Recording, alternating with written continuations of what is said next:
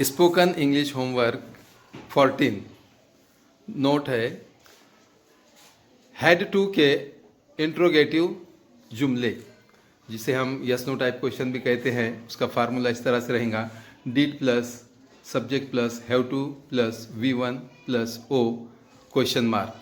O means object. Are you ready? समझ में आ गया आपको? हाँ, तुमको ये प्रैक्टिस करना है। ये यहाँ पर उर्दू में सेंटेंस लिखे हुए हैं और यहाँ पर उसको इंग्लिश में किस तरह से बोला जाएगा इसकी हम यहाँ पर मशक करेंगे।